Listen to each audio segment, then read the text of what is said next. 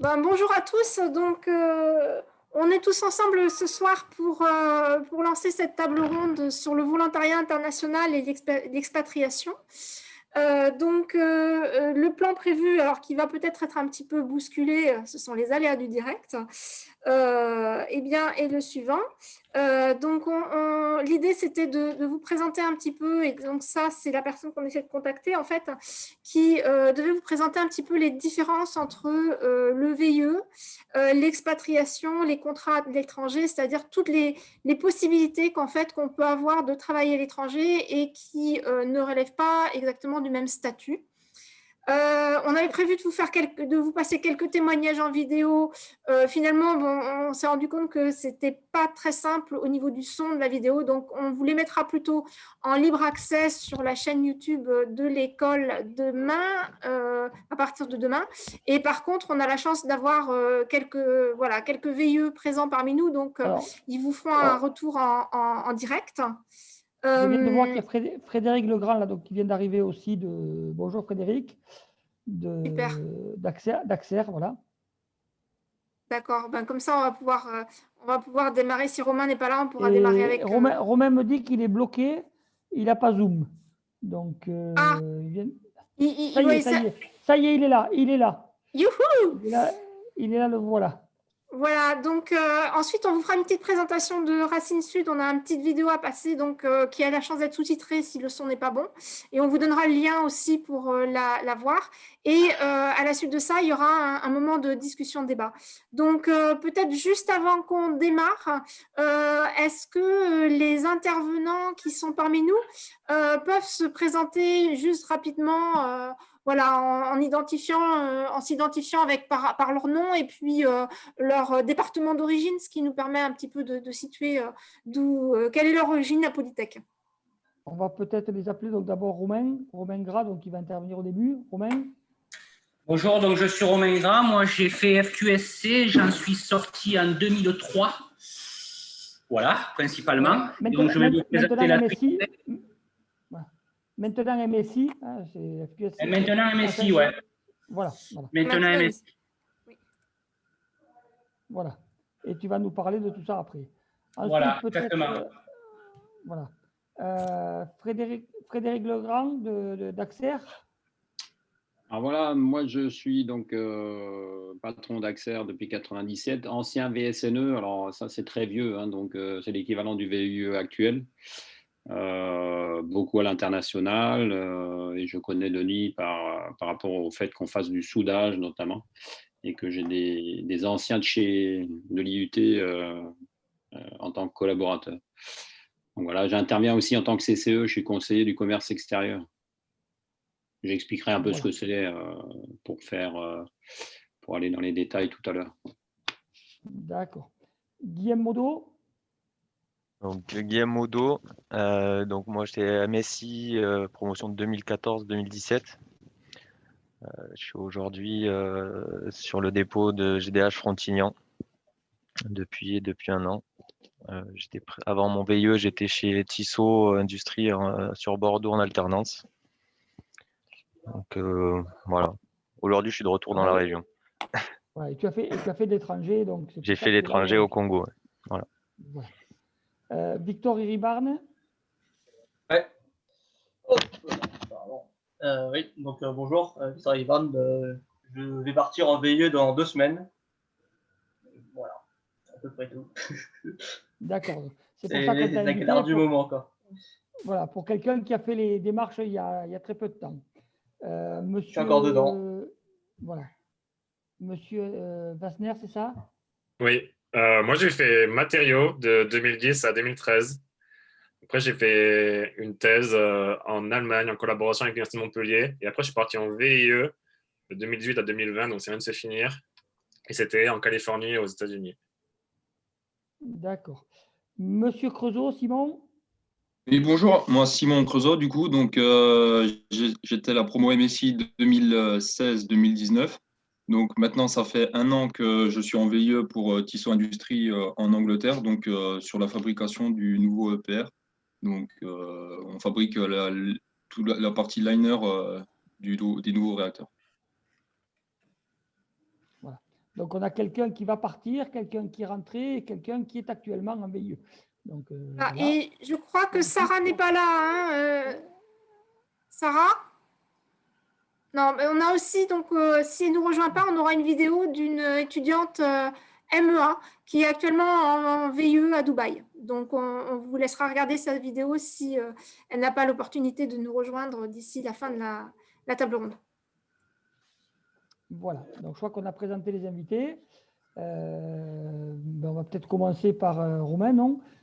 Alors, donc Romain, on te laisse. Ouais, je vais lui donner la main. Il faut juste que je le trouve. Voilà, Hop, hop, hop.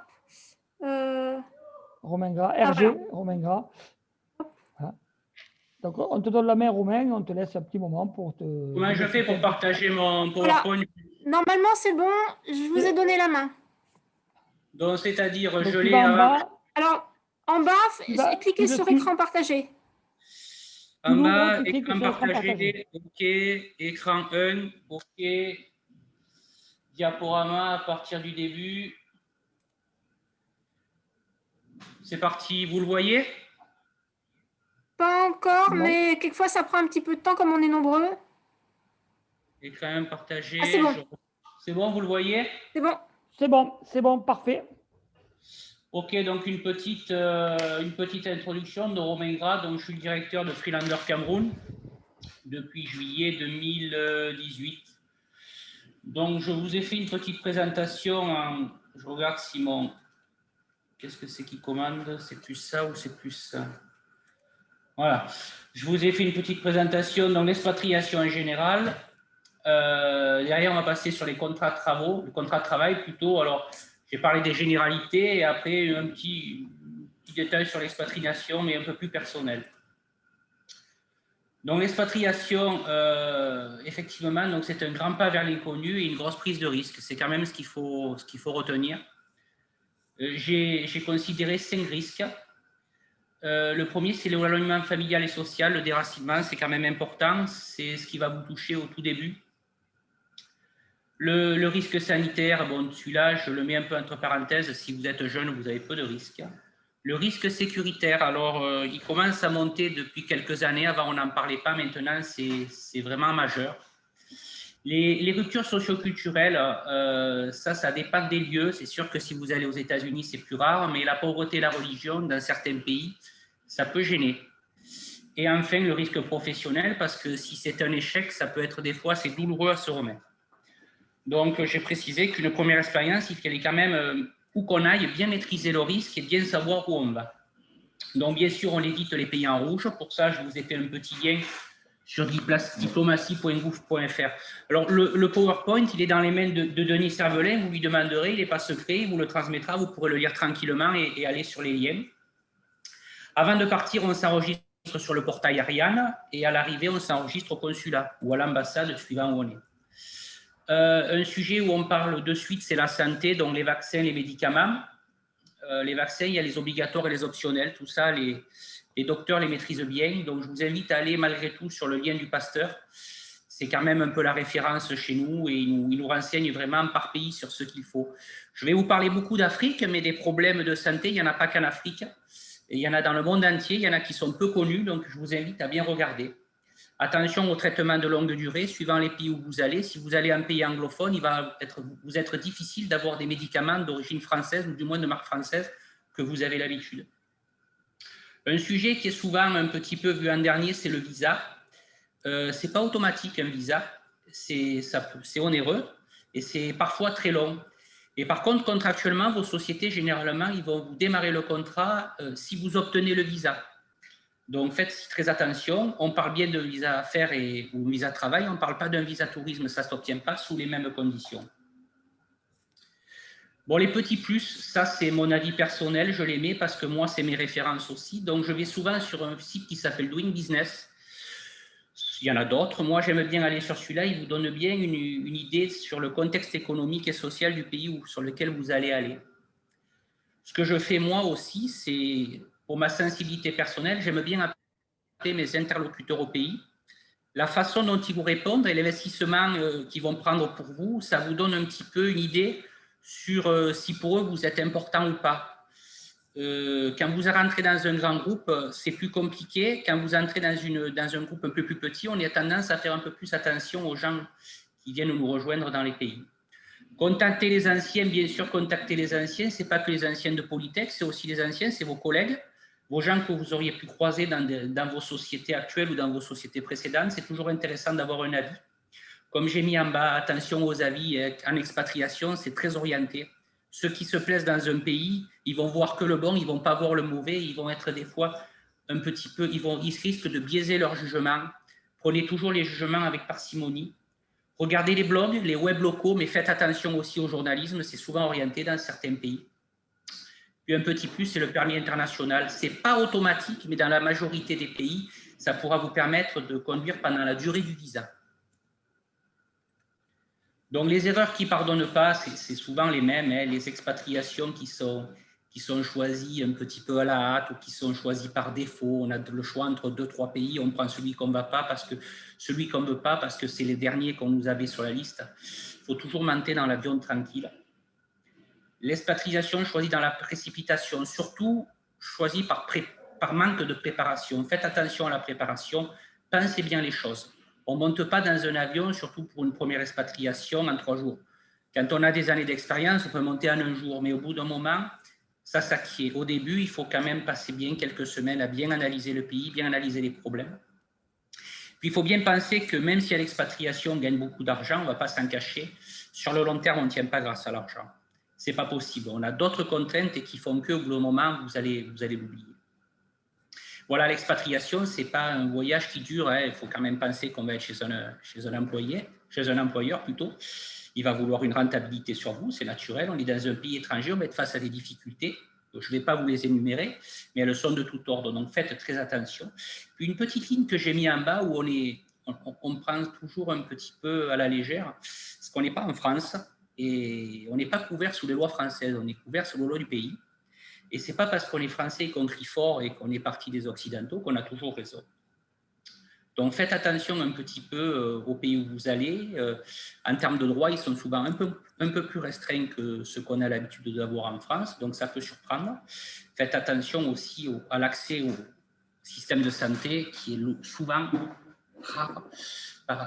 rare, suivant les continents. Et surtout, il n'est pas au niveau de la qualité qu'on peut avoir en France. Voilà. Je ne sais pas comment c'est organisé. Je ne sais pas si je débite la présentation. Les questions se feront après ou les questions se font au fur et à mesure de la présentation? Et nous, on pensait que tu débitais la présentation et qu'on faisait ensuite les questions-réponses, une fois que tout le monde aurait présenté rapidement. D'accord. OK. Bon, je continue. Alors, le contrat de travail, je vais parler en premier du VIE. Alors, le VIE, c'est ce qu'on appelle à l'époque le VNSN. Le monsieur en a parlé la dernière fois. C'est le volontaire international en entreprise. Bon, c'est très spécifique, c'est très encadré. Le mieux que l'on discours, allez sur le site. Vous allez sur Business France, il y a tout marqué. Vous avez les contrats par pays, vous avez les annonces d'emploi, vous avez tout ce qui vous est nécessaire. Les plus, l'intérêt là-dedans, c'est que je vous parle des plus et des moins, pour l'employé, pour l'employeur. En résumé, c'est ça. Donc, pour l'employé, l'intérêt de faire un VIE, c'est que vous allez avoir des pays, vous allez quasiment pouvoir aller dans tous les pays. Vous allez pouvoir entrer dans des sociétés souvent prestigieuses par le principe d'un VIE, alors que vous n'auriez pas pu peut-être l'atteindre par le principe d'un CDI. C'est un contrat à durée modulable, ça c'est toujours intéressant, 6 mois, 12 mois, 24 mois, c'est plafonné, mais ça peut être intéressant pour juste un coup d'essai. Et puis par contre, si ça se passe bien, c'est un vrai pied à l'étrier, c'est-à-dire beaucoup de sociétés comme les nôtres prennent un peu le VIE comme la phase de CDD, et derrière on a tendance à proposer une embauche. Les moins pour l'employé, c'est souvent un salaire et des avantages cadrés par le contrat de Business France, donc on a souvent moins d'avantages que les contrats d'expatriation classiques. Puis faites attention aussi, des fois le VIE pour certaines sociétés, un petit peu c'est le bouche-trou. C'est le jeune qu'on prend pour pallier une situation et des fois le poste est mal défini, il peut s'avérer peu intéressant et on a déjà vu des postes, on peut appeler ça casse-pipe, où c'était vraiment pas un VIE qu'il fallait, c'était plutôt un CDI et même avec un petit peu d'expérience. Donc moi, j'ai eu beaucoup de VIE, j'en ai employé au Congo, au Gabon, au Ghana, c'est récurrent pour moi. Alors par contre, on les emploie régulièrement chez nous en poste support. on les met pas leaders, on les met pas face aux clients dès le début, on les met en poste support de façon à ce qu'ils prennent un peu d'assurance dans les postes support, contrôle qualité, HSE, service comptable, bureau des méthodes. J'ai pas mis 3 points de suspension. Voilà, moi je trouve que c'est des bons profils. C'est vraiment des jeunes qui vont bien. Si j'ai l'occasion d'en reprendre, j'en reprendrai. J'ai eu quelques échecs en VIE, mais bon, qui n'en a pas. Je pense que les entreprises ont tout intérêt à le faire. Mais voilà, c'est ce que j'ai mis. Ce ne sont pas des cadres à pas cher. Ce sont des gens avec un profil pour faire un poste. Ce n'est pas des gens où on met un peu de partout. Pour l'entreprise, donc, c'est des points positifs. Bien sûr, c'est des coûts mesurés. Donc, vous irez sur Business France, vous verrez un peu tout ça. C'est bien moins coûteux pour l'entreprise. On a des jeunes qui sont diplômés et surtout, on a vraiment des jeunes qui ont un esprit de découverte. C'est toujours intéressant par rapport aux expatriés, souvent sur le continent africain, qui sont un peu plus vieux, avec des idées préreçues. C'est pas mal d'avoir ce genre de profil. Et puis, ce sont des jeunes qui sont vraiment adaptés, là encore, je le répète, aux missions claires et bien bordées. Pour l'entreprise, ce qui est un petit peu négatif, c'est que ce sont des gens sans expérience. Donc forcément, il va falloir un petit peu de temps avant d'avoir du retour sur eux. Par contre, il faut quand même les encadrer sur l'aspect professionnel et sur l'aspect humain. Souvent dans les pays, les jeunes, ils arrivent un petit peu, c'est un peu l'auberge espagnole, il faut arriver un petit peu à les recadrer. Il faut qu'ils pensent qu'ils sont là pour bosser, pas forcément toujours pour faire la fête. Alors, au moins pour l'entreprise aussi, c'est que c'est des contrats courte durée. Des fois, au bout de 12 mois, on est vraiment satisfait par la personne, mais par contre, la personne n'est pas forcément satisfaite par la société. Donc, on peut être amené à avoir, entre guillemets, une perte d'investissement parce que c'est comme un petit peu quand on prend un alternant, on essaye qu'au bout de quelques années, même s'il nous rapporte peu, on ait un petit peu de retour sur investissement, comme on pourrait dire. Bon, que deviennent-ils? Ça, c'est une bonne question. Là, c'est toujours des moyennes. La majorité reste expat. Moi, quasiment tous mes VIE au jour d'aujourd'hui sont encore expats. Dans la même société ou dans le même pays. C'est aléatoire. Mais la majorité, quand même, reste expat. Voilà. Bon, après, on va parler un petit peu des contrats. Alors, les contrats de travail à l'expatriation, c'est compliqué. Je vais vous en parler de 3 qui sont les plus courants. Le premier, c'est le contrat qu'on emploie pas mal dans les groupes français. C'est un contrat où on a une base en droit français. Derrière, on a un avenant d'expatriation de droit français et derrière, on a un contrat local. Donc, ce que j'ai mis, l'avantage de ce contrat, c'est qu'il est très protecteur parce que vous avez une base France similaire à tout employé du territoire. L'avenant d'expatriation aussi est lui bordé, donc ça veut dire que vous partez là-bas, vous savez ce que vous allez avoir en termes de voiture, en termes de logement, en termes de salaire local, de système de rotation. C'est très carré, il n'y a pas de surprise. Alors, le contrat local, il est obligatoire, ça dépend des pays. Alors, principalement, on fait un contrat local pour pouvoir obtenir un droit de travailler dans le pays, d'obtenir les cartes de séjour, les permis de conduire et tout ce qui va avec. Mais ce n'est pas automatique. Certains pays sont un peu plus laxistes. Par contre, si vous voulez ouvrir des comptes à banque ou des choses comme ça, c'est nécessaire. Et puis aussi, le contrat local, il permet aussi de percevoir un salaire local qui, lui, est fiscalement est présenté dans le pays. Voilà. J'ai bien mis une petite ligne en bas, c'est qu'en cas de conflit, le recours a toujours lieu sur le territoire du contrat. Donc, dans cette configuration-là, si vous allez avoir un conflit, vous allez avoir 2 conflits. Vous avez un conflit que vous allez traiter dans le pays hôte, sur le contrat local. Puis votre conflit qui reste, vous allez le traiter dans le pays français, en France, pour le contrat de droit français et l'avenant d'expatriation. Donc, c'est toujours intéressant pour se sécuriser un peu. On ne veut pas voir le mal dans les choses, mais il faut toujours y penser. Alors, les indispensables en plus du contrat habituel, quand je parle de contrat habituel, c'est ce qu'on a habituellement en termes de CDI en France ou CDD. Donc, le lieu d'embauche, c'est toujours important parce que si vous êtes amené à rentrer en France, on vous embauchera au lieu d'embauche. Si par exemple, vous êtes Marseillais et que votre siège est à Paris, on va vous demander de rentrer à Paris. Intégrez-le. Le régime, toujours important, contrat famille ou célibataire, le changement, il n'est pas automatique parce qu'il y a des coûts derrière. Le régime de rotation, alors 5-1, 120, 6-2, 10-2. 5-1, c'est 5 mois, 1 mois, 100 jours, 20 jours, 6 mois, 2 mois, 10 mois. C'est très aléatoire parce que c'est les régimes de travail et les régimes de repos. Il faut les clarifier avant. Le droit au congé, ce n'est pas 30 jours comme en France, c'est très aléatoire. C'est lié en fait pendant vos périodes de repos. Le salaire, attention au montant, attention à la monnaie. Vous n'êtes pas forcément obligé d'être payé en euros. Vous pouvez être payé en dollars dans un compte local et faites vos propres transferts. La partie fixe, la partie variable, c'est naturel, et la domiciliation bancaire, c'est ce que je vous ai expliqué avant. Donc les avantages en nature, évidemment, véhicule, maison, déménagement, scolarité des enfants, ce n'est pas votre cas. Je pense que vous n'avez pas d'enfants, mais il se peut que dans quelques années, vous en ayez, et suivant les pays, une scolarité d'enfants en Afrique, c'est peut-être 1 500, 2 000 ou un peu plus d'euros par trimestre. Donc si vous avez 3 enfants, si vous les supportez vous, ce n'est pas possible. Les billets d'avion, la classe et la fréquence, c'est toujours intéressant de le cadrer.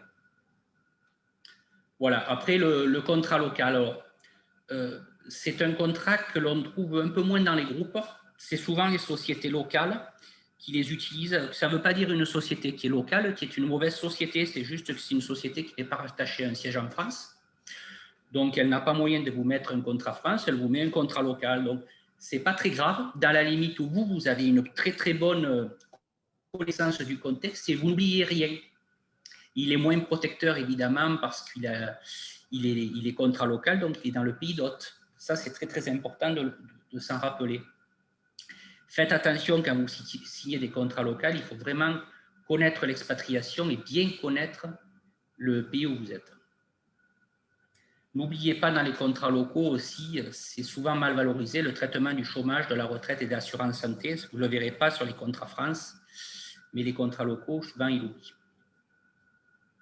Donc, je le répète derrière, faites très attention au contrat local à tout ce qui est couverture santé, maladie, maternité, accident du travail et la mutuelle.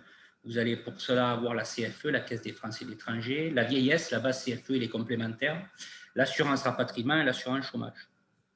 Souvent, dans les contrats locaux, on vous annonce un forfait, vous avez l'impression d'être suffisamment payé, mais tout ça est oublié. Et ça coûte beaucoup d'argent. Le dernier contrat, c'est un contrat freelance. Alors, celui-là, on en entend partout. C'est le contrat un petit E, c'est le contrat d'intérim pour les personnels expats. Alors, lui, j'ai mis clairement, tout est possible, en fait. Lui, il n'y a pas de règle. Contrat France, Suisse, île Maurice et j'en passe. Ça peut être aussi un contrat n'importe quel pays. C'est un contrat à tiroir. Il n'y a vraiment aucun standard. Vous pouvez être packagé en totalité. Vous pouvez avoir qu'une partie. C'est très, très difficile à définir. Par contre, voilà, souvent, généralement, on va vous packager. On va vous dire, voilà, on vous donne le temps et vous vous débrouillez. Bon, c'est sûr qu'on va vous donner beaucoup d'argent, mais quand vous allez enlever tous vos coûts, il ne reste pas forcément tant que ça. Puis faites attention, c'est un contrat sportif. Les grosses sociétés, ils négocient des contrats freelance avec des boîtes d'intérim qui sont spécialisées dans ça. Et le truc qu'ils négocient, c'est si le mec n'est pas bon, 24 heures, il est dans l'avion. Donc, vous arrivez un vendredi, le lundi soir, vous dégagez. Faites attention, ça peut faire drôle. Voilà, bon, après, là, c'est plus personnel. C'est où je vais, en fait. Alors moi, vous avez bien compris que l'expatrié à Londres, j'ai mis Bagdad parce que c'est extrême, mais l'expatrié à Londres et l'expatrié en Afrique, ce n'est pas le même. Donc moi, je me base sur mon expérience personnelle. Je ne connais que l'Afrique et le Moyen-Orient, donc je ne parlerai pas de ce que je ne connais pas les autres continents. Je vous ai cité quelques références. C'est sur la source www.sena.fr. Vous avez les pourcentages de la croissance de la communauté française suivant les pays. C'est très intéressant à lire, ça peut vous donner une tendance. Ce qu'il faut conclure là-dedans, voilà, l'Afrique principalement francophone présente de véritables opportunités. Volume d'expats très élevé, ça dépend des pays, mais typiquement des Sénégal, des Côte d'Ivoire, ce sont des pays qui sont demandeurs, le Cameroun, le Congo, le Gabon, pour diverses raisons. Alors, dans nos contextes à nous, parce qu'on est quand même principalement tous des ingénieurs, donc les ingénieurs au cadre restent une population prisée, ce qui est moins vrai pour les postes plus techniques. Alors, on voit un petit peu dans le temps qu'on commence à se détourner des expatriés européens coûteux pour les postes un peu plus bas, et on a tendance à partir vers des third country expatriates, c'est-à-dire tout ce qui est indien, philippin, ou alors on fait bouger des Africains à travers les pays. Voilà. Il est clair que moi, dans mon domaine, c'est quand même des pays qui sont très orientés mines et pétrole. Donc, on se rend compte quand même que depuis les crises et depuis le Covid, c'est de plus en plus compliqué de trouver des postes expats. Nous-mêmes, dans notre société, on a fait des rapatriements assez sévères suite à la baisse d'activité. Donc là, je vous ai parlé de francophones, on peut parler d'anglophones, c'est similaire. Par contre, il y a quand même des paramètres à rajouter. C'est la langue anglaise qui doit être maîtrisée, tout particulièrement pour des postes de haut niveau. Quand vous êtes chef d'agence ou des postes de chef de projet, on ne peut pas se permettre de, entre guillemets, comme on dit, baragouiner. Alors, il y a la langue aussi, mais il y a la culture.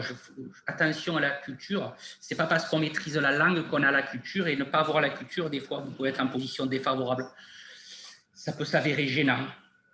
En plus, ce qu'on voit aussi, c'est que dans les pays anglophones, il y a beaucoup plus de sociétés qui sont étrangères, c'est-à-dire dans les pays francophones, on reste beaucoup franco-français. Par contre, dans les pays anglophones, on voit arriver beaucoup de sociétés indiennes et toutes ces sociétés-là qu'on voit un petit peu moins dans les pays francophones. Bon, après, je vous mets quelques remarques sur la perte de l'attrait africain. Donc, principalement, c'est la crise du pétrole, et j'en ai parlé, qui réduit l'activité des principaux pays, donc la baisse d'expatriés. La sûreté, on en parle de plus en plus. Il y a des pays à l'époque où on y allait, on ne peut plus y aller, c'est vraiment des coupes-gorges. L'arrivée de nouveaux concurrents qui pèsent sur nos marchés, les Chinois, les Indiens, les Turcs, les Brésiliens et d'autres. Et puis j'ai l'impression, mais ça c'est mon avis personnel, que les jeunes de plus en plus, ils s'éloignent un peu de l'Afrique, ils trouvent ce continent comme un continent qui est de moins en moins intéressant. Et ce sont des pays en voie de développement, mais ils se développent quand même à petite allure. Voilà. Bon, le Moyen-Orient, encore un petit brief, toujours de la même origine, qui vient de Sena.fr. Je vous laisserai le lire et puis je vous laisserai aller sur le site. Alors, les Émirats Arabes Unis, moi, pour ma part, à titre personnel, je connais le Qatar pour y avoir travaillé 1 an sur le site de Ras Laffan, au nord du Qatar. Bon, ça veut dire que typiquement, dans le Moyen-Orient, je ne connais principalement que le domaine oil and gas, mais il faut faire quand même attention. Il y a d'autres secteurs comme la défense, les infrastructures et d'autres domaines qui sont très demandeurs. Donc, le Qatar, comme j'ai mis, c'est très intéressant parce qu'il y a une production de gaz qui est gigantesque. L'Arabie Saoudite aussi, qui est toujours demandeuse, mais c'est plutôt américain là-bas. Et puis les Émirats Arabes Unis, c'est vraiment le siège des multinationales pétrolières au Moyen-Orient. Tous ont leur siège à Abu Dhabi. Voilà, bon, la vie au Moyen-Orient, ça n'a rien de comparable avec la vie africaine. On pourrait se comparer un petit peu en termes d'infrastructures et possibilités par rapport à la vie européenne. Par contre, on est vraiment soumis à la religion et c'est très très lourd au quotidien. On le supporte au quotidien, donc c'est pas l'Europe, loin de là. Loin de là. Bon, un petit sujet que j'ai précisé, les sociétés présentes au Moyen-Orient doivent s'associer avec ce qu'on appelle un sponsor qui prendra des parts dans le capital à majorité. Bon, vous allez me dire, ça c'est purement de l'économique, mais en fait, vous allez vous rendre compte qu'au niveau RH, vous allez être lié aussi à ce sponsor. Vous allez signer un contrat avec ce sponsor. Donc, il faut faire très attention parce que souvent, le contrat est rédigé en langue arabe et dans certains pays, en fait, en signant un contrat avec le sponsor, vous êtes lié au sponsor. C'est-à-dire, si vous êtes amené à démissionner, il se peut que le sponsor vous bloque l'accès au pays pour aller travailler dans une autre société. Ça, il faut y faire très, très attention. Voilà, donc, par contre, là-bas, on a des projets au Moyen-Orient par rapport à l'Afrique qui sont vraiment, c'est pharaonique. C'est le mot. Voilà, je vous ai à peu près tout résumé. Je vous invite à demander le PowerPoint à Denis. Vous pourrez le lire tranquillement, aller sur les liens et aller un peu plus dans le détail. Ok, merci beaucoup Romain pour ta présentation. Donc, on passera tout à l'heure aux séances de questions. Voilà. Donc, je vais peut-être maintenant passer la parole à Frédéric Legrand, voir si tu as des choses à rajouter. Voilà.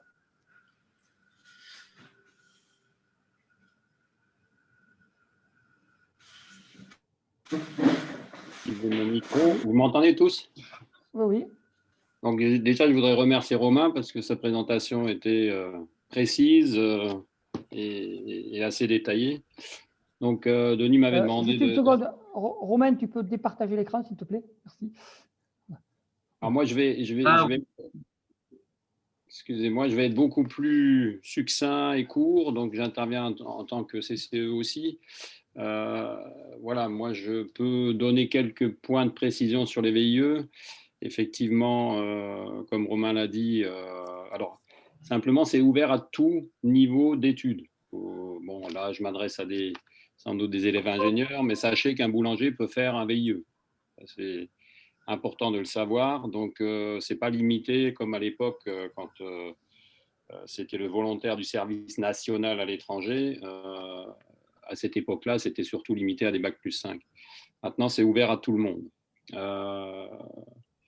L'autre point qu'il faut savoir, c'est qu'il faut avoir quand même moins de 28 ans avant de partir.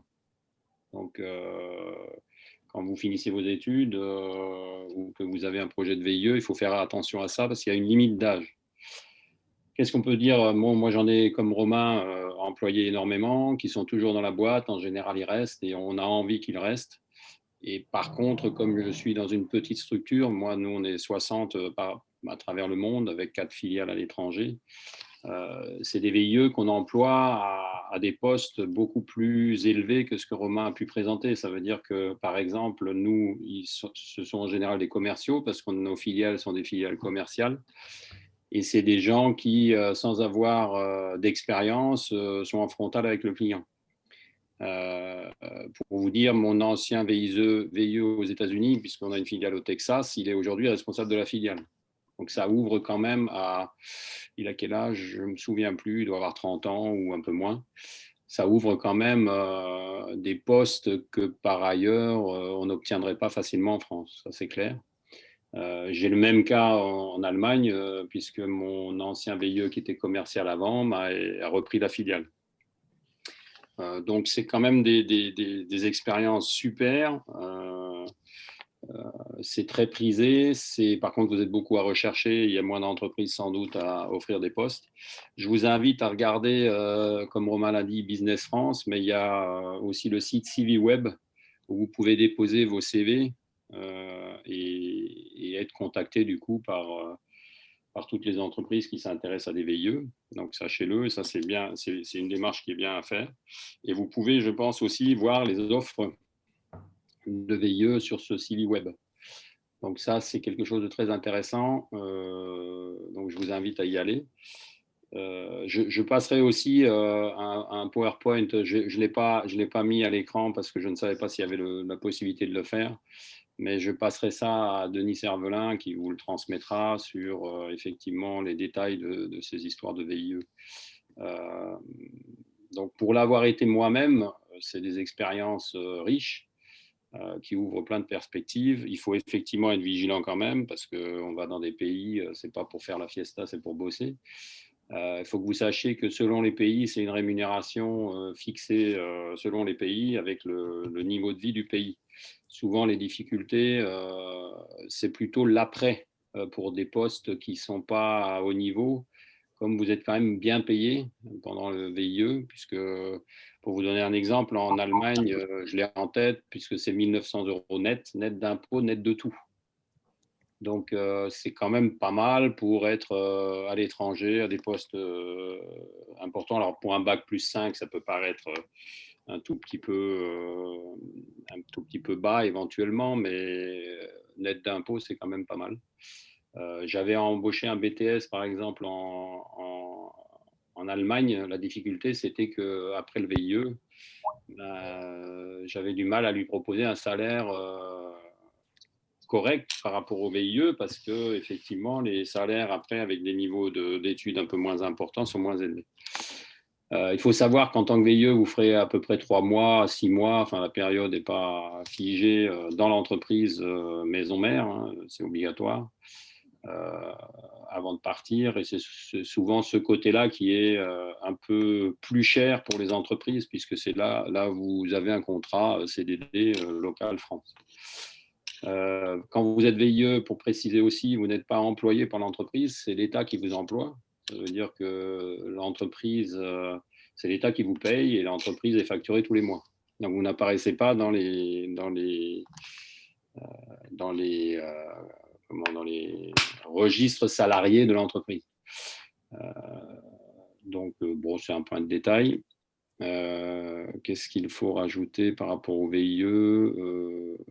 Voilà, si ce n'est que j'incite tout le monde à faire ça comme première expérience parce que ça vous ouvre non seulement une expérience à l'étranger, après vous pouvez effectivement aller vers de l'expatriation avec des contrats d'expat, etc., même si c'est de plus en plus rare, surtout dans les petites structures, parce que ça a quand même un coût assez important. Mais je vous encourage fortement à ne pas hésiter à faire un VIE. J'avais quelque chose à vous rajouter, mais qui m'échappe là tout de suite. Ça va me revenir. J'ai un trou. Bon, ben, ça te revient. Oui, bah, ça me reviendra tout à l'heure. Donc, Voilà. simplement pour finir, donc, Romain a bien précisé tout ce qu'il fallait préciser sur l'expatriation. Je n'aurais pas pu vous dire le quart de ce qu'il vous a raconté. Donc, c'est voilà. Bravo Romain. Et sur les VIE, je vous ferai passer le PowerPoint en question pour que vous soyez bien informés et que vous ayez vous puissiez facilement retrouver vos petits.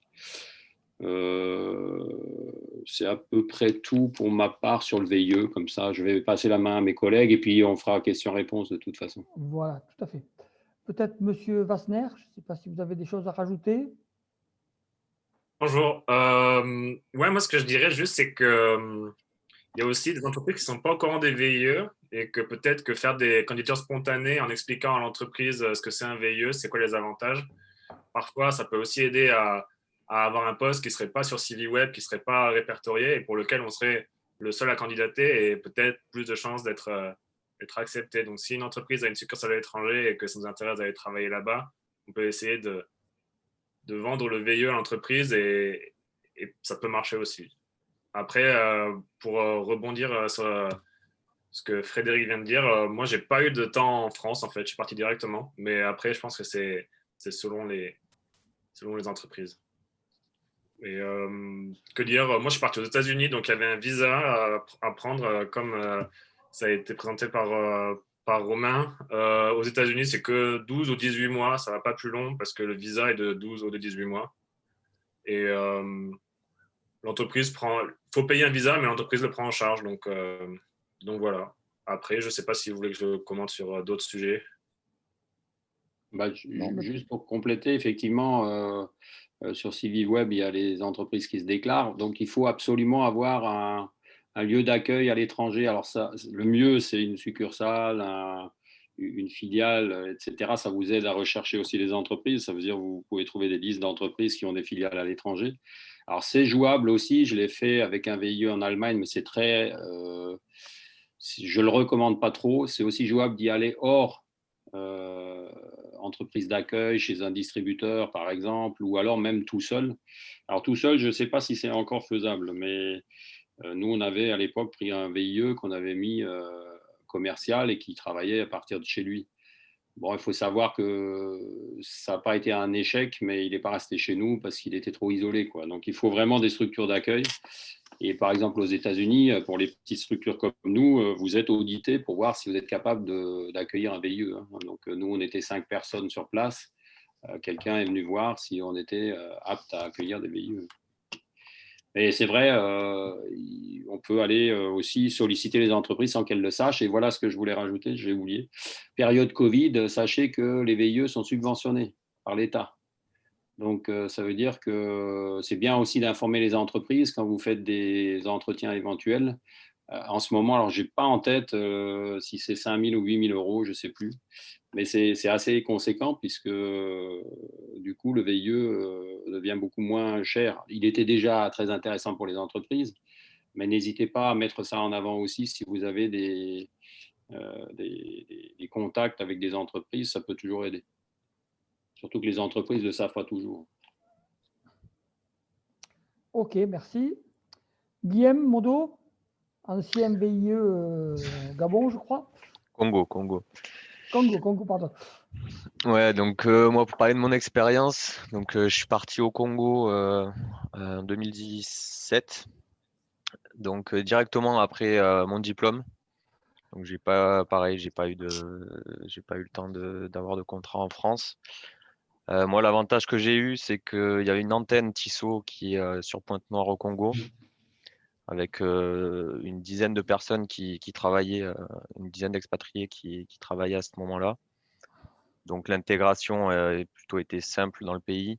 Les avantages de Tissot, c'est que tout était mis à disposition, que ce soit le logement, le véhicule et tout ce qui est visa, billet d'avion. J'ai eu besoin de m'occuper de rien. Donc ça facilite Voilà, quand on est une entreprise comme celle-ci, ça facilite le VIE pour la vie sur place. Voilà, niveau rythme de travail, j'étais entre 3 et 4 mois sur place et 2 semaines en France. C'est rude, surtout qu'on travaille, du lundi au samedi. Mais bon, ça forme après pour quand on revient en France et ça facilite notamment pour pouvoir trouver un travail, le travail qu'on souhaite en fait. Voilà. Moi, j'ai postulé à un poste qui me plaisait en France. Je l'ai eu sans problème, au vu de l'expérience que j'ai eue pendant ces 2 ans en Afrique. Parce qu'on est presque livré entre guillemets à soi-même et on apprend à se débrouiller avec ce qu'on a au niveau du travail. Donc moi, ça a été une expérience vraiment, vraiment enrichissante et je le recommande à tout le monde. Il ne faut pas avoir peur de partir, que ce soit en Afrique ou ailleurs. Ok, merci Guillaume. Tu répondras aux questions tout à l'heure s'il y en a qui te sont destinées. On va peut-être passer la parole à Simon Creusot, qui est actuellement donc en Angleterre, en VIE. Donc, du coup, oui, je suis en VIE en Angleterre, donc dans la même entreprise que Guilhem, où il a fait son VIE, bien sûr. Donc, moi, ce que j'ai à rajouter, c'est par rapport aux billets d'avion, selon les entreprises, on a plus ou moins d'aller-retour. Donc, par exemple, le VIE, le Business France, l'entreprise est obligée de prendre en charge un billet par an. Je sais que Tissot, nous, ils nous en prennent plus. Je suis déjà rentré 4 fois et ça a toujours été pris en charge par Tissot. Ensuite, au niveau des tarifs, donc de la rémunération que l'on a, ça, tout est sur CUI Web selon le pays qu'on choisit. Bon, actuellement, j'ai vu qu'avec la situation actuelle du Covid, certains pays ont fermé les frontières, donc on ne peut plus partir en VIE là-bas. Après, sur mon expérience personnelle, donc c'est comme l'ont pu dire mes différents collègues précédemment, on a un poste qu'on n'aurait forcément pas pu avoir à la sortie de l'école. Donc, ce qui est bien à l'entreprise, c'est que ça permet de nous tester avant si ça leur convient, de nous embaucher. Donc, c'est vraiment pas mal. Et moi, pourquoi j'ai voulu partir également? Donc j'ai eu mon TOEIC, donc avant de finir mon école d'ingénieur. Mais le TOEIC, comme on le sait, c'est pas représentatif du niveau d'anglais, donc j'ai voulu partir pour m'améliorer en anglais. Donc voilà pourquoi j'ai voulu partir. Et je regrette pas.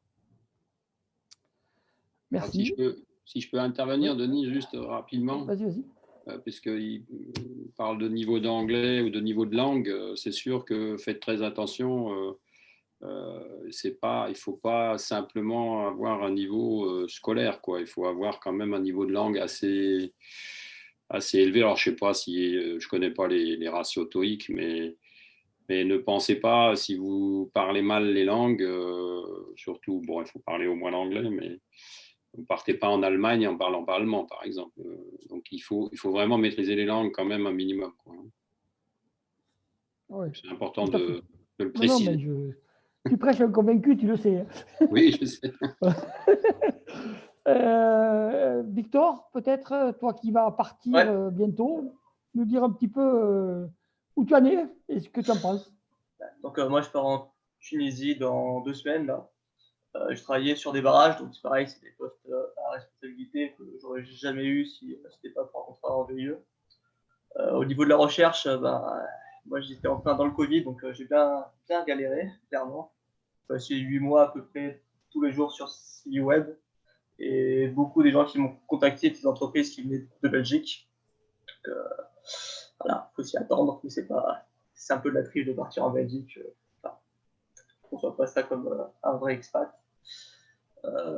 Et sinon, il y en a beaucoup dans mon entreprise qui vont partir en VIE, mais qui ont été repoussés puisque avec le Covid, les frontières n'ouvraient pas, ou ils devaient passer des tests trop compliqués pour pouvoir y être à un moment précis, qui était toujours défini au dernier moment, donc c'était un peu compliqué pour eux. j'ai à peu près tout dit. D'accord. Ouais, Merci. c'était Rosane, est-ce que Sarah est arrivée ou tu sais?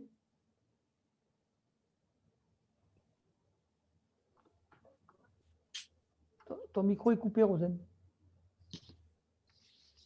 Pardon. Je ne crois pas que Sarah soit là. Non, je propose qu'on passe la vidéo de Racine Sud avant d'attaquer le débat. D'accord, mais vas-y, on passe la Eric? vidéo de Racine Sud. Je suis là, je vous lance la vidéo de Racine Sud. Alors attention, il n'y aura pas le son. Donc ce que je mets, c'est que je mets un lien YouTube sur le chat pour que les participants puissent aller sur ce lien et avoir le son s'ils le souhaitent. Sinon, il y aura un sous-titre qui va apparaître. Donc voilà, ce n'est pas des conditions idéales pour vous balancer une vidéo, mais vous verrez donc Emmanuelle Darras, la présidente de l'association Racine Sud, qui intervient chaque année d'habitude dans nos tables rondes sur l'expatriation. L'association Racine Sud, c'est une association qui fait la promotion de l'expatriation pour les anciens étudiants et les citoyens, on va dire, de l'Occitanie, et réciproquement, qui fait la promotion de l'Occitanie à l'étranger. Donc, elle vous invite à la contacter pour des conseils, sur l'expatriation, sur les stages, sur l'accompagnement, etc. Et pour les anciens, pour ceux qui ont déjà une expérience VIE expatriation, qui sont actuellement en VIE expatriation, cette association organise chaque année un concours, le concours d'expatriation, le prix d'expatriation. Donc, chaque année, Polytech présente des étudiants, enfin des anciens étudiants en général. Donc, n'hésitez pas, si ça vous intéresse de candidater, de revenir vers Denis et Rosane ou vers moi pour essayer de tenter votre chance auprès de Racine Sud. Je vais partager mon écran et vous montrer cette petite vidéo. Voilà. Alors, écran partagé, oui, ça, c'est ça.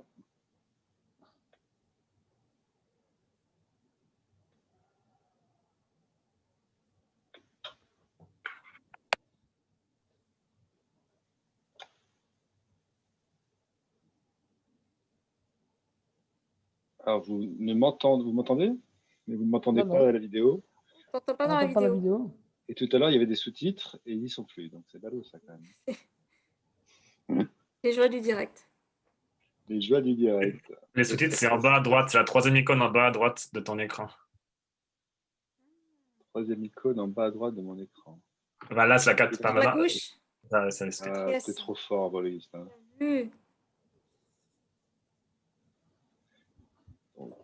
Donc, moi, vous allez arriver à lire en même temps ou vous l'écoutez de votre côté si vous avez suivi le lien qu'on vous a donné. Encore une fois, Emmanuelle Darras et son association Racine Sud sont des partenaires de Polytech. Et donc, voilà, on fait la promotion de l'association pour accompagner ceux qui veulent partir, pour accompagner ceux qui veulent revenir, et voilà, pour garder un lien entre les expatriés et l'Occitanie. Donc, il y a une quinzaine de bénévoles, plus 2 ou 3 permanents dans cette association qui sont là pour vous faire bénéficier de leurs connaissances, de leur expérience, vous donner des conseils, vous donner accès à des contacts. Il y a des offres de stage, il y a des offres de VIE. Donc, comme pour les intervenants d'aujourd'hui, hein, la vidéo, l'interview d'Emmanuelle Darras de Racine Sud sera mise en ligne demain sur la chaîne YouTube de Polytech. Et donc, vous y aurez accès si vous voulez la revisionner.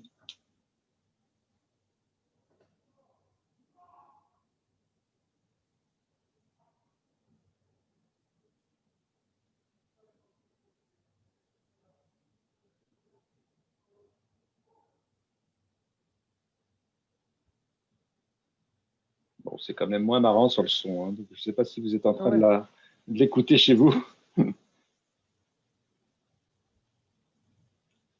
Bon, désolé hein, pour les problèmes techniques, mais bon, c'est peut-être pas utile de regarder 3 minutes de plus sans le son. J'espère que le message est passé. Désolé Emmanuel, si tu nous regardes en différé. On a fait la promotion de ton association. On encourage donc les expatriés, les ingénieurs, les anciens, les diplômés, les expatriés à garder ce contact avec l'Occitanie par l'intermédiaire de Racine Sud. Et encore une fois, pour ceux qui sont actuellement à l'étranger, à participer à ce prix d'expatriation.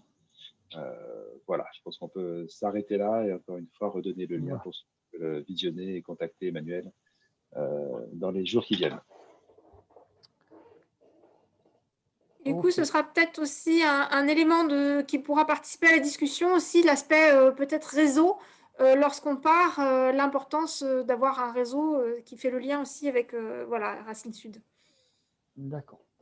Bon, on va peut-être passer aux questions, non? Je ne sais pas ce que tu en penses, Rosane. Oui, je pense que c'est le bon moment. D'accord. Eh bien, écoutez, si vous avez des questions, allez-y. Voilà. Non, personne ne se lance? Mettez votre micro pour vous lancer. Bonjour, Oui, vous m'entendez? Oui, c'est très bien, Laure. oui. Du coup, je m'appelle Laure Fraîche, je suis en matériaux 5e année. Comme question, je voulais savoir qu'est-ce qui nous ferait plutôt choisir un VIE plutôt qu'un contrat d'expatriation et inversement? Alors, Romain pourra peut-être compléter, mais je ne pense pas qu'une société vous envoie en contrat d'expatriation sans expérience. Mais ça, c'est juste un avis personnel. Si vous êtes sans expérience, je pense que les sociétés s'intéresseront de toute façon plus à un VIE parce que l'expatriation sera beaucoup plus chère pour la société. Donc, elle n'a aucun intérêt à ne pas vous envoyer un VIE. Mais Romain me contredira peut-être avec son expérience, mais je ne pense pas que vous obteniez un statut d'expatrié en n'ayant aucune expérience. C'est exactement ça. Encore plus maintenant. Il y a quelques temps, il y a près de 10 ans, on aurait pu faire des impasses sur certains postes stratégiques avec des niveaux élevés, typiquement un IWE. Voilà, on cherche un IWE, on n'en trouve pas sur le marché, il n'y en a qu'un qui veut venir dans ce pays parce que le pays est compliqué, les contextes sont compliqués. On va accepter de le prendre en CDD ou en CDI, en contrat d'expat parce qu'on veut l'attirer. Mais à part un cas comme ça, sinon une société pour un poste entre guillemets standard support principalement, ça sera un VIE d'office quoi. Après, la seule variable que tu peux avoir, c'est de négocier la durée de VIE. Dire voilà, moi je viens à VIE, mais je ne veux pas faire. Je crois qu'un VIE c'est maximum 24 mois, si je ne me trompe pas. On peut essayer de négocier, dire voilà, moi je viens à VIE, mais je fais un an. Après, si ça marche, je peux passer en contrat expat. Je pense que c'est la seule variable que tu auras. En fait, c'est l'entreprise qui décidera ton seul point d'ajustement. Je pense que c'est celui-là. D'accord, merci. D'autres questions? N'hésitez pas à mettre votre micro pour poser des questions.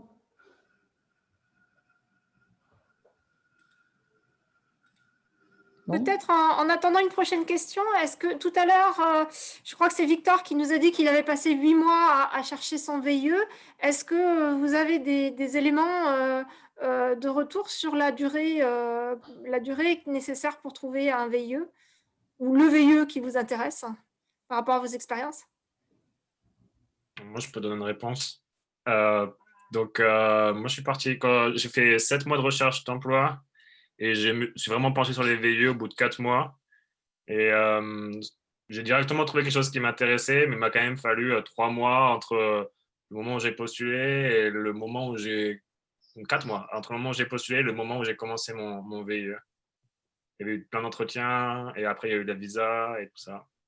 Et ce que je voulais aussi dire, c'est que si quelqu'un fait un VIE, je crois qu'on ne peut pas faire 2 VIE. Donc, il faut aussi faire attention où est-ce qu'on va, dans le sens où quand on a 23, le truc c'est qu'il faut avoir moins de 28 ans quand on commence le VIE, mais quand on finit Polytech, on a 23, 24. Donc, au final, on pourrait se dire on peut faire 2 VIE parce qu'on a le temps jusqu'à 28 ans.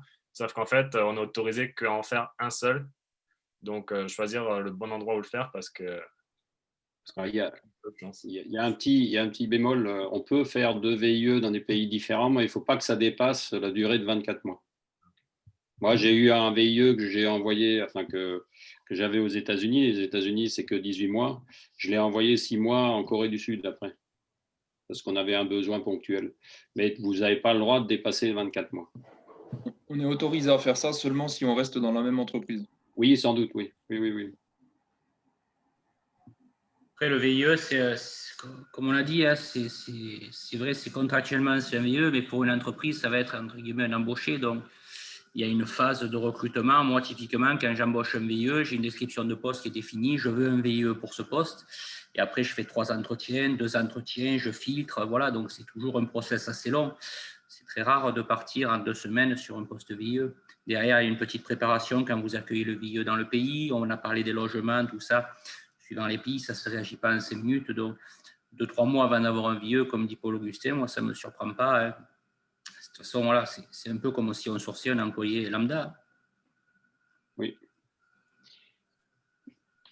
Et ce que je voulais te dire aussi, c'est que les VIE, si on n'est pas français, on peut aussi en faire un, sauf qu'on ne peut pas le faire ni en France ni dans son pays d'origine, mais on peut en faire un aussi dans un autre pays. Ça, c'est quelque chose que j'avais lu sur le site. Oui, voilà, il faut. Alors, par contre, il y a un bémol, si vous êtes de nationalité pas française, mais il faut que ce soit de la communauté européenne. Vous avez le droit, si vous avez passé les 6 derniers mois en France, de postuler à un VIE, effectivement, avec les restrictions que tu viens de citer, Paul. Donc, mais il faut quand même avoir passé 6 mois en France. Un Allemand, depuis l'Allemagne, ne peut pas prétendre à ça parce que effectivement, c'est quand même l'État français qui investit aussi pour l'international. Donc, important de le préciser. Il y a aussi un autre truc, c'est que la rémunération, c'est un barème, comme on a dit, qui dépend de la géographie, enfin, de l'endroit où on est et qui est réajusté tous les 3 mois aussi. Tous les 3 mois, en fait, le Business France recalcule comment on dit, la rémunération à la hausse ou à la baisse vis-à-vis du niveau de vie dans le pays ou du niveau de vie dans l'État où qu'on soit, et c'est recalculé tous les 3 mois. Donc, bon, on ne passe pas de 5 000 € à 3 000 €, mais parfois on perd 100 €, on prend 100 € en plus. Enfin, ça fluctue un petit peu. Mais ça n'empêche pas de vivre, hein. C'est juste que ça fluctue un petit peu juste pour être au courant. Et un autre truc aussi, c'est quand on fait un VIE, quand on revient, on n'a pas le droit de prétendre au chômage non plus. Donc ça, c'est quelque chose qu'il faut juste prendre en considération, c'est que si on part, qu'on n'est pas embauché et qu'on doit revenir en France, eh bien, on a juste on a le droit d'aller demander le RSA, mais pas de chômage. Ok. Même en s'inscrivant au chômage avant le départ? En fait, ce qu'il faut, c'est avoir travaillé en France.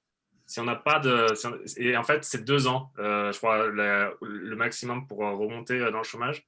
Et si on fait un VIE de 2 ans, on est de toute façon pas en France. Ça, c'est un des trucs qu'il faut. Après, c'est des détails, mais bon, c'est bien de le savoir avant de partir. Mais après, ce qu'il faut savoir aussi, c'est que juste avant de partir, il y a une grande réunion en France, à Paris, dans les locaux de Business France, où ils répètent encore tout ça, ils expliquent vraiment tout en détail, et on peut encore poser plein de questions. Déjà, ça fait vraiment partie des petits détails, mais qui ne sont pas vraiment importants, parce que, comme le disait Romain, il y a beaucoup 60% sont embauchés, donc on continue directement, parce qu'on a une expérience qui est vendable, donc c'est positif. Les réunions, elles sont plus à Paris, hein. On les fait par Skype avec le Covid. Et après, c'est pareil, sur le salaire, on peut aussi négocier sur la voiture de fonction et un appartement de fonction. Donc, c'est aussi des points à prendre en compte. Alors, moi, quand j'étais ici, je connaissais quelqu'un qui faisait aussi un VIE, et elle avait l'appart, elle avait la voiture, et moi, j'avais rien. Mais bon, c'est pas très grave. Mais ce que je veux dire par là, c'est que selon l'entreprise, selon la taille, il y a plein de choses qui viennent se rajouter en plus, et qui fait que la vie peut être vraiment très confortable. Alors, attention, c'est à moitié vrai. Si je ne dis pas de bêtises, sauf si ça a changé récemment, si l'entreprise prend en charge le logement, la rémunération VIE est minorée. Alors, je ne sais plus si c'est 10% ou un truc comme ça. Il faut regarder. Hein. Selon, effectivement, si vous êtes à New York et que l'appartement coûte 2 000 $, la minoration de 10% vous importe peu. Mais il faut savoir que voilà, moi, je n'ai pas de connaissances. Pour les voitures de fonction, ça m'étonne. Mais pour le logement, il y a une règle pour les VIE. Vous ne pouvez pas faire ce que vous voulez. C'est 20% d'abattement sur la partie variable. Ouais, c'est exactement ça. C'est 20% d'abattement sur la partie variable du salaire. Donc, il y a une partie fixe qui est de 700 et quelques, donc commun à tous les VIE. Et ensuite, selon le pays dans lequel on part, on a plus ou moins. Et donc, si l'entreprise prend en charge le logement, on baisse cette partie de 20%. D'accord. Après, bon, voilà, effectivement, il y a cette notion-là. Bon, il y a des solutions quand vous êtes un contrat local, un contrat expat, pour pouvoir vous débrouiller avec l'entreprise, que ça apparaisse pas. Je ne devrais pas le dire. Par contre, après, la notion de voiture de fonction, tout ça, il ne faut pas le prendre dans le sens d'un avantage comme on aurait pu l'avoir en France, lié à la fonction, etc. Mais des fois, dans certains pays, les contextes sont compliqués. Donc, effectivement, on dote les VIE de véhicules, ou au moins on fait partager les véhicules. On leur donne des fois un salaire local pour compléter, parce que la vie est vraiment onéreuse. Et ça, c'est, je ne vais pas dire à la tête du client, ça dépend des sociétés. Il ne faut pas s'imaginer que vous allez partir pour une grosse boîte, vous serez mieux traité que par un petit groupe. Il y a des très très grosses sociétés en France qui sont à l'expatriation, qui traitent leur VIE bien moins que certains groupes de taille moyenne. J'ai des exemples, bien sûr, du moins sur le continent africain, c'est le cas. Romain, pour compléter, moi, nous, chez Tissot, on avait le véhicule qui était mis à disposition et également sur place, chose qui n'est pas obligatoire. On avait une rémunération pour vivre en plus du salaire français, donc on avait un compte local. Mais ça, c'est pas donné à toutes les entreprises. Oui, voilà, sur Pointe-Noire, où tu as été, Tissot et les autres sociétés, on est tous un peu dans le même niveau. Là, ouais, on se parle entre nous et on applique à peu près les mêmes règles. Alors, voilà. Mais voilà, des groupes comme nous, dans nos métiers, dans nos niveaux, le font. D'autres plus gros ne le font pas forcément. Voilà. Mais ouais, c'est vrai ce que tu dis. Est-ce qu'il y a des questions du public étudiant? Non, vous n'avez pas trop de questions là. Ils ont faim en fait. Ouais, juste pour compléter, parce que sinon je n'aurais pas été complet, par rapport bon, il y a Racine Sud, là, visiblement, qui est un acteur dans votre région. Donc moi, je suis dans la Drôme, hein, donc je suis un peu plus loin que ça. Mais sachez que les conseillers du commerce extérieur, il y en a 5000 en France. Il y en a beaucoup à l'étranger, donc dans tous les pays. Si vous avez besoin d'avoir un contact sur place, c'est toujours aussi une bonne façon. Je ne sais pas si Racine Sud est implanté partout. Dans le doc que je ferai passer à Denis Servelin, vous verrez, c'est un groupement d'entrepreneurs. On est tous nommés par le Premier ministre. On est censé faire remonter les informations qu'on voit à l'étranger à nos instances gouvernementales. Et c'est toujours intéressant d'avoir des contacts sur place, quoi. Donc, si dans certains pays, ça peut être intéressant, avant de partir, de prendre un contact avec un CCE. Ils sont très ouverts, ces gens-là. Et c'est toujours bien d'avoir éventuellement quelqu'un sur qui vous appuyez en cas de conflit avec l'entreprise ou autre, quoi. Donc, n'hésitez pas non plus à contacter cette organisation-là, si vous avez besoin. Moi, je veux bien rebondir sur votre question sur Racine Sud. Racine Sud, c'est uniquement l'Occitanie. D'ailleurs, Emmanuel Darras, dans son intervention, précise bien que c'est une association unique en France. Donc, apparemment, uniquement l'Occitanie est dotée de cette association qui fait la promotion dans les deux sens de l'expatriation. Donc, bien sûr, n'hésitez pas à aller consulter et solliciter d'autres personnes, des CCE en particulier. Pendant que j'ai la parole, j'en profite pour saluer tous les intervenants. Il y en a certains que je connais, que j'ai parfois croisés dans des cours. Merci beaucoup pour vos interventions, en particulier c'est avec Romain, tu as préparé ça très bien. Je ne sais pas si tu avais l'habitude de le faire, si tu l'as fait exprès pour cette séance-là, mais moi j'ai appris plein de choses. Je n'ai pas l'habitude de rentrer dans tant de détails, mais bon, non, je n'ai pas trop mis de temps. J'ai fait relire quand même par un collègue pour enlever les coquilles, parce que j'ai fait relire par un VIE que j'emploie actuellement, qui est monté depuis, qui est un chef de projet. Il en a laissé une ou deux. Mais... Il m'a dit non, mais ça, tu ne peux pas le dire, c'est plus vrai. Voilà, donc, non, après, non, ça vient vite, quoi. Non, mais c'était précis. Super témoignage. Demandez à Denis, il vous la remettra. J'ai envoyé hier, je crois, ou avant-hier, je ne sais plus. J'ai envoyé cette version. Il n'y a rien de secret, par contre. Voilà. Et une autre question plus générale, peut-être parce qu'il y a quand même. Les MSI sont surreprésentés. Donc, c'est en particulier parce que Denis est co-animateur de La Réunion. Mais quand même, les MSI, on sait par ailleurs qu'ils sont très courtisés en France, qu'il y a beaucoup de boulot pour eux, qu'ils ont des salaires à l'embauche qui sont parmi les meilleurs des départements de Polytech. Et en plus, ils sont surreprésentés ici. Donc, comment ça se fait que les MSI, là, qui sont très sollicités, très cotisés en France, partent si souvent à l'étranger? Vous avez une réponse à ça, soit les anciens étudiants, soit Denis? Ça, c'est subjectif. Vous savez, moi, j'y suis parti à l'étranger. Pour ma part, ça a été un peu une opportunité. On m'a passé un coup de fil, on m'a proposé. J'avais toujours passé ma vie en déplacement, donc ça ne m'a pas fait plus de mal que ça. Voilà, je pense que ça, c'est chez chaque personne. Hein. C'est pas lié à une formation. Hein. Je pense que ça peut, à mon avis, c'est Ouais, pas lié à la formation. pour ma part aussi, pour moi, c'était une opportunité de démarrer ma carrière par une expérience à l'étranger.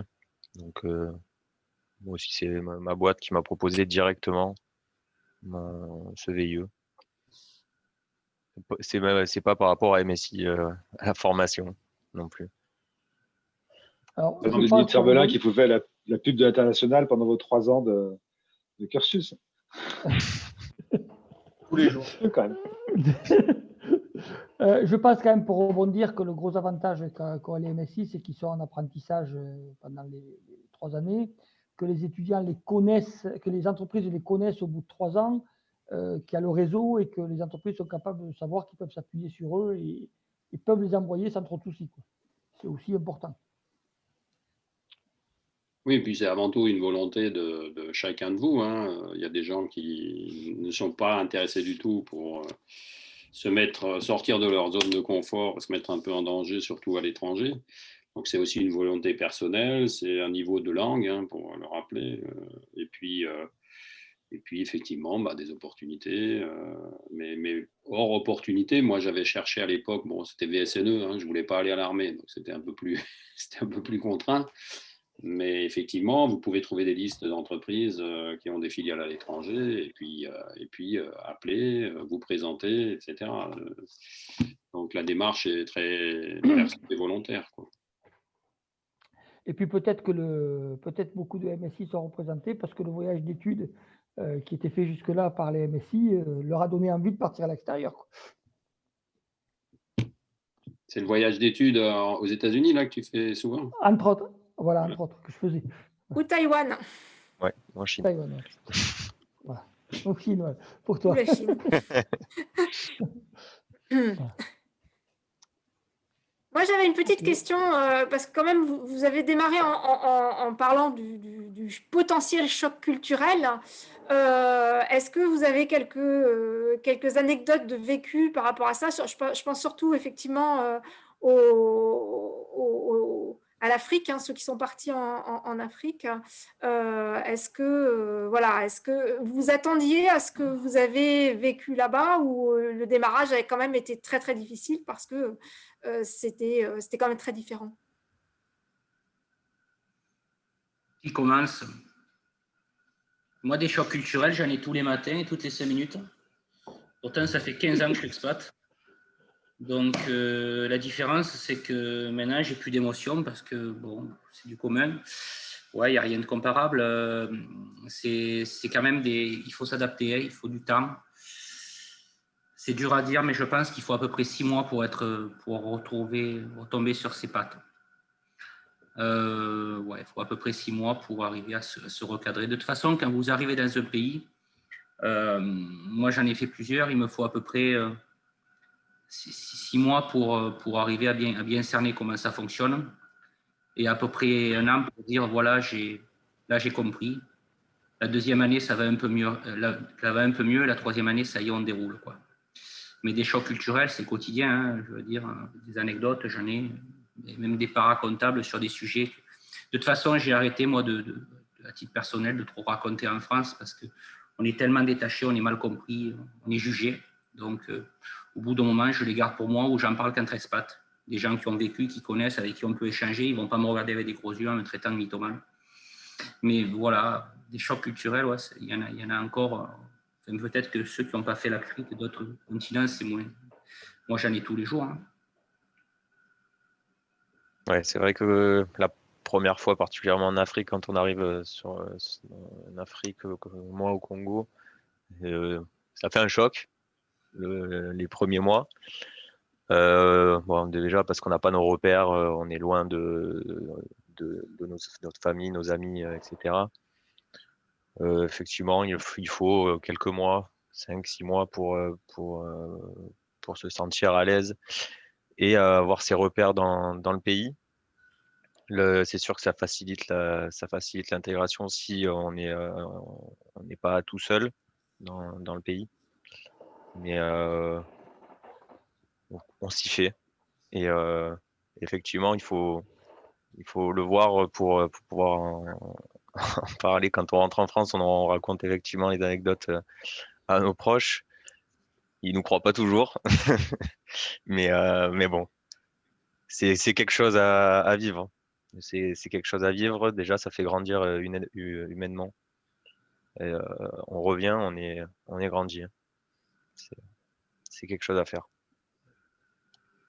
Mais, enfin, il faut vous dire que expatrié, VIE, peu importe, c'est d'abord des super expériences humaines, quoi. Vous allez à la rencontre d'autres façons de vivre, d'autres cultures, donc vous le faites aussi un peu pour ça. Alors c'est sûr que les chocs, il faut les absorber, mais ça fait partie de la richesse de l'expérience, hein. Vous rentrez forcément plus costaud. Et puis, vous pouvez voir, Romain est expatrié depuis 15 ans. S'il l'est encore, c'est que ça lui convient bien. Donc après, il y en a qui aiment, il y en a qui aiment moins, mais c'est super enrichissant. Et ça vous permet d'être très ouvert et de mieux comprendre un peu, j'allais dire le monde, mais bon, c'est un peu exagéré. Mais enfin, c'est une super expérience et très riche sous tous les points. Alors, c'est pas toujours Disney, hein, c'est sûr, mais c'est quand même sympa. Faire attention, vous en parlez là, il faut faire quand même attention au retour France, hein. Il y a deux sujets en fait à faire attention. Moi, typiquement, quand j'ai fait de l'Afrique maintenant pas mal d'années, quand vous restez longtemps dans des continents un peu compliqués comme ça, vous gardez une image qui peut être un peu péjorative. Donc, quand vous discutez avec les gens, il ne faut pas parler de l'aspect péjoratif, il faut présenter les difficultés à laquelle vous avez été face et ce que vous avez fait pour utiliser, entre guillemets, votre expatriation comme un plus. Il ne faut pas raconter les 2-3 conneries que vous voyez au quotidien, ça ne va pas vous ramener grand-chose. Donc ça, c'est toujours un peu compliqué quand vous rentrez en France. Et après, le deuxième sujet, c'est que vous allez prendre une forme de travail, vous allez prendre une culture, une approche du travail où en France, ce n'est pas la même. Il y a deux sujets qui sont vraiment particuliers. C'est l'autonomie que vous allez avoir à l'international. C'est impossible que vous ayez une autonomie telle en France, parce qu'ici, moi, je suis responsable d'une filiale. Je suis mon propre patron, quoi. On n'a pas autant de liberté en France. Ça, c'est un sujet. C'est vraiment l'autonomie. Et le deuxième sujet, quand vous allez rentrer en France, c'est la vitesse de décision et l'entrepreneuriat. Vous n'allez pas vous aligner, en fait. Vous n'allez pas comprendre pourquoi au bout de 5 minutes, il n'y a pas quelqu'un qui a dit c'est comme ça qu'on fait, puis c'est réglé, tout le monde suit, quoi. On n'est pas dans des discussions. Enfin, voilà, vous connaissez, je peux voir la France. Voilà. Ça fait très drôle quand on rentre. Moi, j'ai essayé de rentrer un an. Au bout d'un an, j'ai dit à mon patron, soit vous me renvoyez, soit je pose ma démission. C'était il y a 3-4 ans de ça. J'ai fait 9 mois et je m'en suis allé. C'est pas possible. On a pris un pli et c'est plus possible. Voilà. Ou alors, il faut rentrer pour d'autres objectifs qui ne sont plus professionnels. C'est-à-dire, si vous rentrez en France avec un objectif professionnel, c'est compliqué. Maintenant, si vous rentrez en France en vous disant, voilà, j'ai fait des années d'expatriation, j'ai vu à peu près tout et n'importe quoi, j'ai gagné beaucoup d'argent, maintenant je veux me consacrer à ma famille, je veux aller à la chasse, à la pêche, faire mon week-end, et le travail n'est plus une priorité, là, c'est possible. Mais si vous êtes vraiment focus travail dans la même logique que l'expatriation, vous allez vous retrouver à une allure qui n'est pas la même que les autres. Et c'est frustrant, hein. C'est vraiment frustrant. Oui, je pense aussi que le plus difficile, c'est de préparer le retour dans ces cas-là aussi par rapport à des salaires. Rien que le salaire, hein, vous ne retrouvez pas forcément les mêmes conditions en rentrant. Et c'est très juste ce que dit Romain. Moi, j'ai un collègue de promo qui était expatrié pendant presque 16 ans et chez Schneider Electric un peu partout dans le monde. Et quand il est revenu, le seul truc qui lui restait, c'est de créer sa boîte, quoi. Parce qu'effectivement, il était son propre patron ou presque dans toutes les expériences qu'il a vécues. Et rentrer effectivement après, c'était un grand groupe, hein, rentrer en France en étant dans une case avec des décisions qui sont longues, c'est insupportable. Donc il a créé sa boîte. Donc ça ouvre quand même des champs assez intéressants. Et j'ai pas mal de collègues qui sont dans ce cas-là, hein, qui soit ont créé leur boîte, soit. Donc ça vous normalement c'est très formateur. L'autonomie que vous avez à l'étranger, c'est très formateur. Ouais, puis vous allez vivre, suivant les continents, des expériences qui sont telles qu'en France, franchement, plus grand-chose vous fait peur en fait. Vous avez tellement connu de contextes compliqués, et économiquement, et dans le travail, dans la vie privée, qu'en France, en fait, rien n'est vraiment bien compliqué. En fait. Vous vous rendez compte que la vie, elle est très facile et que même dans le travail, à la vitesse où vous êtes capable de travailler, le volume horaire que vous êtes capable d'avaler, permet en France, en fait, d'être rapidement, d'être très, très à l'aise. Ouais, je suis d'accord avec toi. J'ai bien vu la différence entre le travail en Afrique où déjà on travaille beaucoup et on doit se débrouiller avec les moyens qu'on a. Et ça nous rend autonomes dans le travail. Et quand on rentre en France, quand je vois aujourd'hui, j'ai certaines facilités à travail. La pression, j'ai beaucoup moins de pression. je ressens. Mais ça c'est plutôt formateur pour être autonome dans le travail. Moi, j'ai l'habitude de dire à l'export, moi je considère que je travaille 365 jours par an. Là. Ouais. Même quand j'ai mes mails, je bosse 2-3 heures par jour. Là, chez moi, c'est 18h50. Je vais rentrer, bon, je vais peut-être me reposer ce soir, mais des fois, il m'arrive de travailler le soir, mais je ne peine pas. Je travaille le samedi, le dimanche de temps en temps. Le téléphone, il sort à 20h, je réponds. On me répond le dimanche, je réponds. Donc, voilà, quand vous rentrez en France, que vous appelez un chef à 6h30 pour lui demander le rapport de la journée, qu'il a le téléphone éteint, vous ne le supportez plus. Et puis le samedi, rien que travailler 4 heures le samedi en France pour rattraper quelque chose, vous avez une semaine d'avance sur les autres. Voilà, c'est des petits trucs qui sont assez particuliers. Et franchement, en France, vous avez vraiment du mal des fois. Donc, il faut faire attention. Il faut faire attention au retour, il est choquant. J'ai eu écho que dans un certain groupe français que je nommerai pas, très gros, qu'apparemment, quand vous rentrez en France après une phase d'expatriation, ils vous donnent un cours de réintégration à la vie française où ils parlent effectivement qu'attention, vous allez avoir moins de salaire, attention, votre voiture c'est la vôtre, votre gasoil c'est le vôtre, votre maison c'est la vôtre, il ne faut pas payer son eau, son électricité, si on ne paye pas, on vous le coupe. Enfin voilà, c'est des petits trucs où on a des fois effectivement, apparemment, un groupe français fait ça. J'imagine que c'est vrai. Et puis j'ai entendu aussi, pour compléter, que dans des groupes français, il faut aller à l'expatriation pour arriver à monter en hiérarchie. Hein. Si vous cherchez des postes à forte responsabilité sans avoir été expatrié, c'est plus compliqué. Enfin, il y a des règles après dans les groupes.